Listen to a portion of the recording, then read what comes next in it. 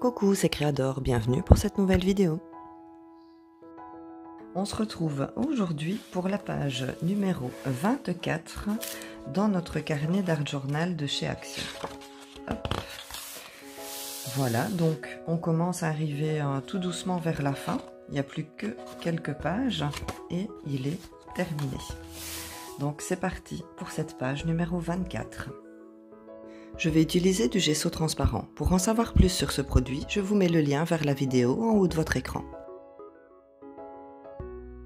Pour protéger ma page au mieux, je vais mettre 2 couches de gesso sur ma page en séchant bien chaque couche entre chaque application. Ensuite, je viens sécher mes pages avec mon heat gun que vous pouvez remplacer par un sèche-cheveux. Je vais utiliser les encres en gouttes de chez Action. Je vais utiliser la numéro 36. Je vais prendre un bloc acrylique et je vais appliquer mon pad d'encre sur mon bloc. Ensuite, je viens mettre un spray d'eau pour diluer la couleur. Je vais ensuite appliquer ce bloc acrylique sur ma page en plusieurs étapes. Je frotte, je rapplique mon encre, je mets un spray d'eau et je fais ça comme ça plusieurs fois. Je vais ensuite sécher ma page avec mon heat gun. Et une fois que ma page est bien sèche, je vais refaire la même opération. Donc j'applique mon encre sur mon bloc acrylique, je mets un spray d'eau, j'applique sur ma page et ensuite je viens sécher. Je vais utiliser l'encre Archival qui est résistante à l'eau. La couleur c'est Plume. Je vais également utiliser un tampon de la marque Aladdin avec des écritures. Je vais tamponner mon tampon écriture sur mes 2 pages.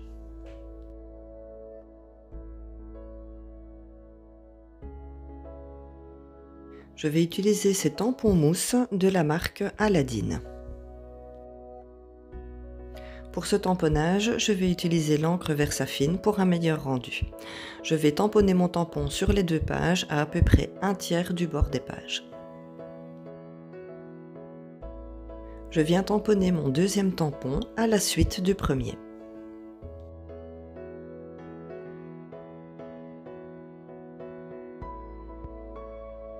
Je vais utiliser une planche de tampon de chez Action et je vais utiliser les flèches pleines et les flèches creuses.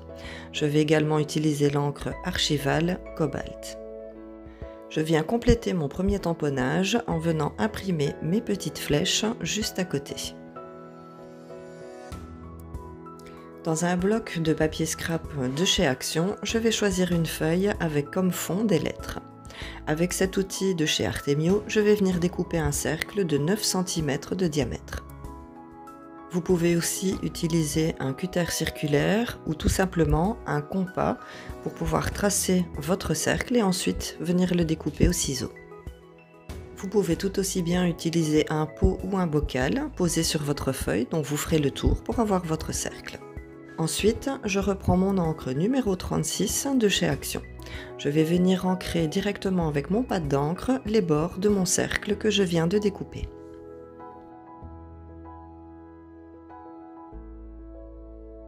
Dans un bloc de papier de chez Action, je vais utiliser une chute de papier qui est colorée mais pas imprimée. Je vais utiliser ce tampon bois de chez Action avec une fleur. Je vais utiliser l'encre Versafine qui est adaptée pour reproduire correctement les tampons avec des détails qui sont très fins. Pour la décoration de ma page, je vais avoir besoin de 2 tamponnages de cette fleur. Une fois que mon tamponnage est bien sec, je vais tout simplement venir découper mes fleurs au ciseau.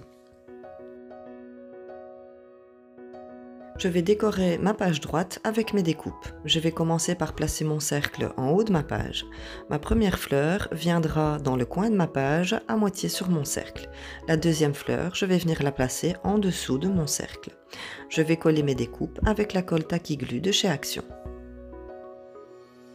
Je vais utiliser une planche de tampon qui vient de chez Action en utilisant la ligne de rond. Je vais ensuite utiliser pour le tamponnage mon encre Archival de couleur aquamarine. Je vais venir imprimer ce tampon à côté de mon tamponnage avec une tirette. Je vais utiliser l'encre Archival G-Black avec une planche de tampon qui vient de chez Action. Et je vais utiliser ce motif. Je vais venir tamponner ce tampon sur ma page gauche au centre de mes deux flèches et sur ma page droite au-dessus et en dessous de la flèche.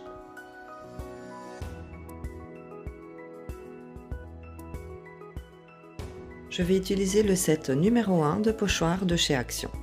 C'est un pochoir avec des lettres de l'alphabet.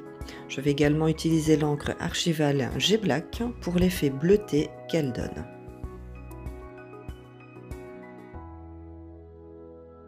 Je vais travailler avec mon pochoir sur la page gauche et je vais venir ancrer mon pochoir à gauche et à droite de mon tamponnage.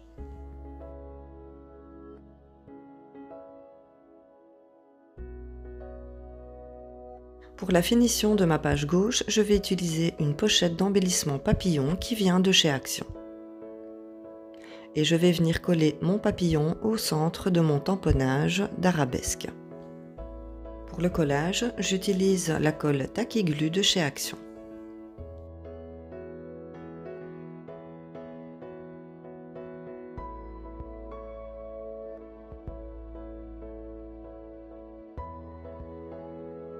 Je vais utiliser un marqueur de peinture de la marque Posca de couleur jaune. Si vous avez, vous pouvez très bien le remplacer par les Pint Markers de chez Action. Ou alors, utilisez tout simplement un marqueur traditionnel de couleur jaune. Avec ce marqueur, je vais venir terminer les finitions de ma fleur en venant y dessiner quelques pistils. Je vais les repasser plusieurs fois pour qu'ils soient plus visibles. Voilà donc pour notre page numéro 24. Donc, je vais vous rapprocher pour que vous puissiez mieux voir. Voilà, j'ai utilisé ici donc des tampons mousse, donc des tampons de chez Aladdin. Alors, j'aime beaucoup ces tampons. Le souci, c'est que je trouve que c'est un tampon qui est... je vais l'enlever pour faire moins de bruit. Je trouve que c'est un tampon qui est assez compliqué à utiliser, les tampons mousse. Déjà, il ne reste jamais très droit, donc celui-ci, ce que je fais, c'est que je suis toujours obligée de le mettre avec des livres au-dessus pour qu'il reste droit. Parce que comme vous voyez, ça reste un petit peu... ça se plie en fait. Donc voilà, moi je le mets sous du poids pour le garder. Point de vue tamponnage, maintenant, je voulais pas non plus un tamponnage qui soit net pour donner un effet sur ma page. Donc là-dessus, pas de souci. Maintenant, c'est un petit peu compliqué aussi à s'en servir comparé... là ici, c'est un tampon de fond. Donc c'est pas grave, on le tamponne. C'est juste pour le fond. Donc c'est pas grave si on ne voit pas spécialement où est-ce qu'on doit le mettre. Par contre, pour ceux-ci que j'ai utilisés, ce sont des tampons que j'aime beaucoup. Mais c'est vrai que quand on doit venir le tamponner, je vais vous montrer à l'arrière. Voilà. Donc on a le tampon mousse, il est quand même assez épais. Et donc quand on veut venir tamponner l'arrière, déjà il y a un petit décalage ici. Donc on ne peut pas tellement se repérer et se dire « Oh, ça va aller ». Donc c'est vrai qu'ils sont assez difficiles à utiliser. Encore une fois, il faut mettre du poids dessus parce que il ne reste pas droit. Donc ici j'ai eu de la chance. Ce côté-ci, j'ai bien visé et donc j'ai eu un tampon qui a bien suivi la continuité du premier ici en jeans.